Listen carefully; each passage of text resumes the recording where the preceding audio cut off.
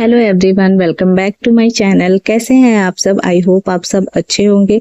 जब मैं लास्ट अपना ट्रैवल ब्लॉग लेकर आई थी मुंबा देवी का, तभी मैंने आप लोगों से बोला था कि मैं महाराष्ट्र की और भी बहुत सारी जगहों को एक्सप्लोर करने वाली हूँ और उसका वीडियो आप लोगों के साथ शेयर करने वाली हूँ। मैं फिर से एक बार आ गई हूँ महाराष्ट्र की बहुत ही फेमस जगह की वीडियो लेके। मैं गई थी महाराष्ट्र के पंढरपुर। पंढरपुर जो है महाराष्ट्र के एक तीर्थ स्थान है। अभी हम स्टेशन के लिए निकले हैं और हमारी ट्रेन थाने से थी, तो थाने जा रहे हैं हम। थाने से हमारी ट्रेन 7:12 बजे की थी, जो हमको सुबह 8:30 बजे पहुंचाएगी। आप वीडियो में बने रहिए, फर्स्ट एंड सेकंड पार्ट दोनों में बने रहिए। डिटेल में आपको पूरी इन्फॉर्मेशन दूंगी कि कैसे आप जा सकते हो, कहाँ स्टे कर सकते हो।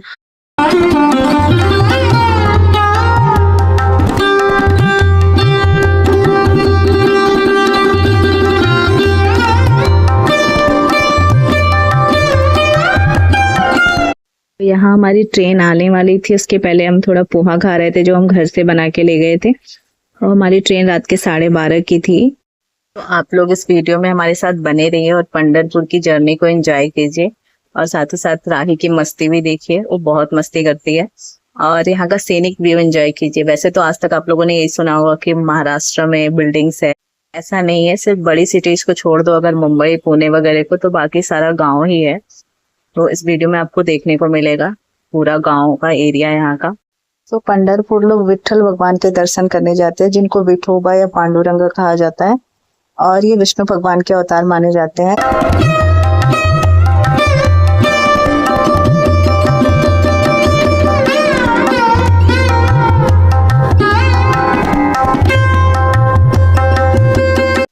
शताब्दी में संत पुंडलिक थे, जो अपने माता पिता की बहुत सेवा करते थे और श्री कृष्ण को अपना इष्ट देव मानते थे। तो श्री कृष्ण उनके सेवा भाव से प्रसन्न होकर उनको दर्शन देने के लिए आए। ऐसा कहा जाता है कि जब श्री कृष्ण उनको दर्शन देने के लिए आए, उस समय पुंडलिक महाराज अपने माता पिता की सेवा कर रहे थे। तो उन्होंने श्री कृष्ण को कहा कि आप प्रतीक्षा करें, मैं अपने माता पिता की सेवा कर रहा हूँ। और उन्होंने श्री कृष्ण की तरफ एक ईंट खिसकाई और कहा कि आप उस पर खड़े हो जाएं और प्रतीक्षा करें।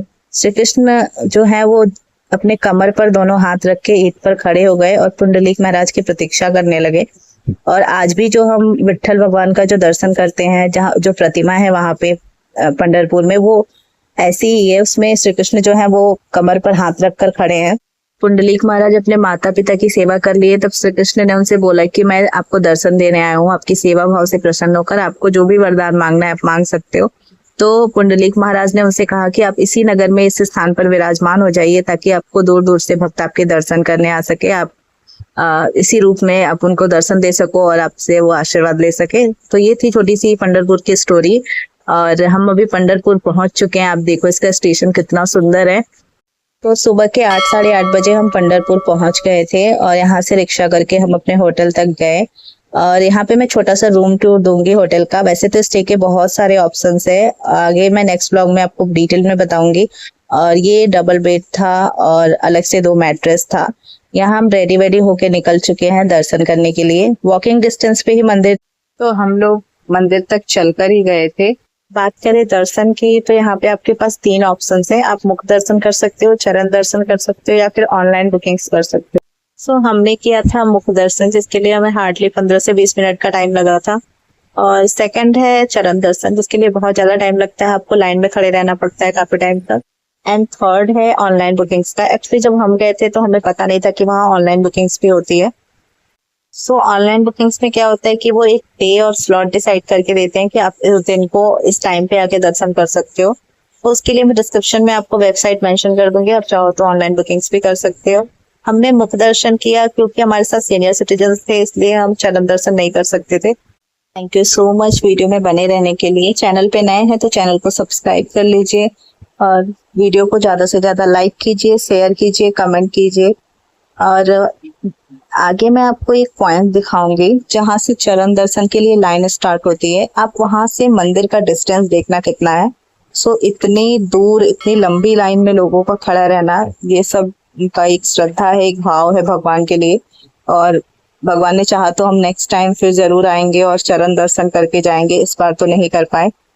जो ये सामने आप ब्रिज देख रहे हो, इस पे जो लोग खड़े हैं ये चरण दर्शन के लिए खड़े हैं। और चरण दर्शन की लाइन जो है वो यहाँ से स्टार्ट होती है और यहाँ से मंदिर का डिस्टेंस देखना आप इतनी लंबी लाइन लगती है। और ये लोग जो ब्रिज पे खड़े हैं, मे बी इनका नंबर रात तक आए। सो इतनी भक्ति, इतनी श्रद्धा है भगवान के प्रति कि लोग इतनी लंबी लाइन में खड़े रह के इतनी धूप में चरण दर्शन का इंतजार करते हैं। और एक और चीज मैं बताना चाहूंगी आपको, यहाँ खाने के भी बहुत सारे ऑप्शंस है, बजट फ्रेंडली ऑप्शंस भी बहुत सारे अवेलेबल हैं। सो इसके बारे में भी मैं आपको डिटेल में बताऊंगी नेक्स्ट ब्लॉग में। एक बार फिर से बोल रही हूँ, अगर आप चैनल पे नए हैं तो चैनल को सब्सक्राइब कर लीजिए, सो दैट आपको नेक्स्ट ब्लॉग का भी नोटिफिकेशन मिल जाए।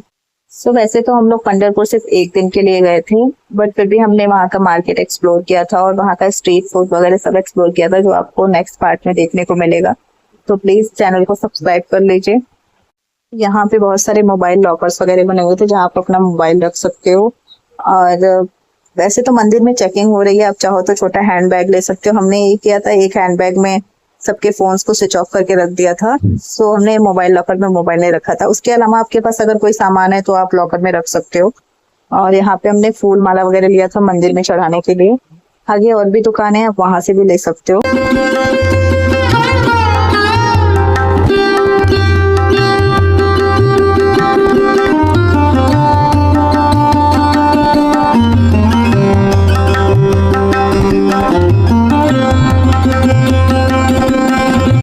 जब से हमने इस गली में एंटर किया, आप हमारे दोनों साइड होटल्स देख रहे होगे। सो यहाँ आपको मिलेगा ऑथेंटिक महाराष्ट्रियन क्यूजीन, और स्पेशली यहाँ का झुनका पाथर बहुत ही ज्यादा फेमस है। तो अगर आप चाहो तो यहाँ पे दर्शन करने के बाद लंच कर सकते हो। और इन सारे होटल्स पे यहाँ की लेडीज ही चलाती हैं, तो लोकल्स को भी सपोर्ट हो जाएगा। और यहाँ से दुकानें स्टार्ट होती हैं प्रसाद वगैरह की। तो जैसा आपने मथुरा वृंदावन में देखा होगा पेड़े का प्रसाद मिलता है, वैसे यहाँ भी पेड़े का प्रसाद लगता है। तो पेड़े वाले बहुत सारे दिखेंगे आपको, पेड़े की दुकान बहुत दिखेगी। बाकी टॉयज वगैरह, ज्वेलरी, पूजा के बर्तन, इन सारे चीजों की दुकानें हैं। बाकी सब कुछ अच्छा मार्केट है यहाँ पे मंदिर के पास।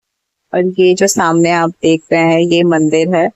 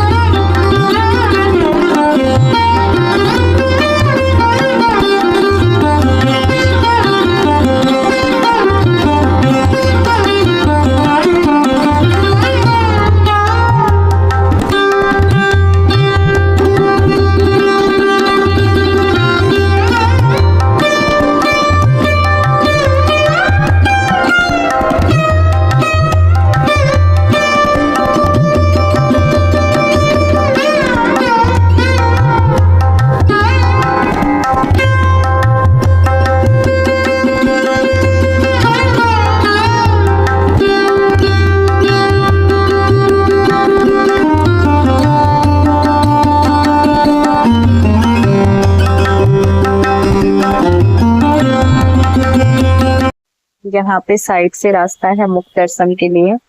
सो हम जा रहे हैं मुख दर्शन करने के लिए। अंदर फोन वगैरह अलाउड नहीं है।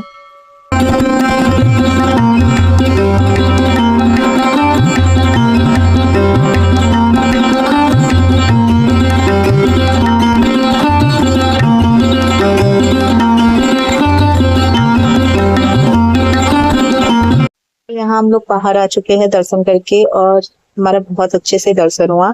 ये जो आप देख रहे हो रुक्मिणी उत्तर द्वार, इसी द्वार से हम लोग बाहर निकले हैं। और अभी हम लोग जाएंगे, थोड़ा सा यहाँ का मार्केट एक्सप्लोर करेंगे। सो उसके बाद जाएंगे हम लंच के लिए। लंच के लिए मैंने एक ऑप्शन आपको दिया था कि आप महाराष्ट्रियन क्यूजिन ट्राई कर सकते हो उन होटल्स में, बजट फ्रेंडली भी है। और सेकंड ऑप्शन आपके पास है कि आप महाप्रसाद खा सकते हो, बट महाप्रसाद के लिए आपको 3 बजे तक वहां पहुंचना होगा। उसके बाद महाप्रसाद नहीं मिलता है। सो महाप्रसाद के लिए आपको जाना होगा श्री जगत गुरु संत तुकाराम महायज्ञ भवन। जी हाँ, उसका पूरा नाम यही है।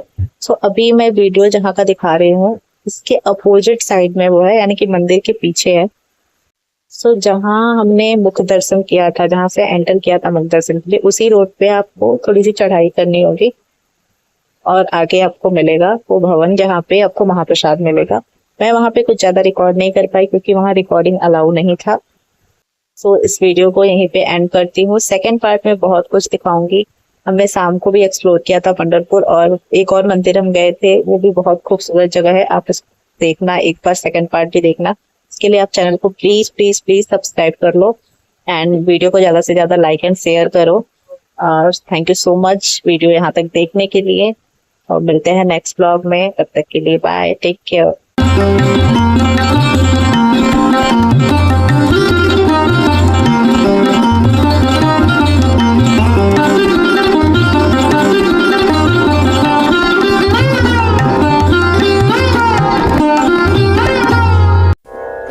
Thank you.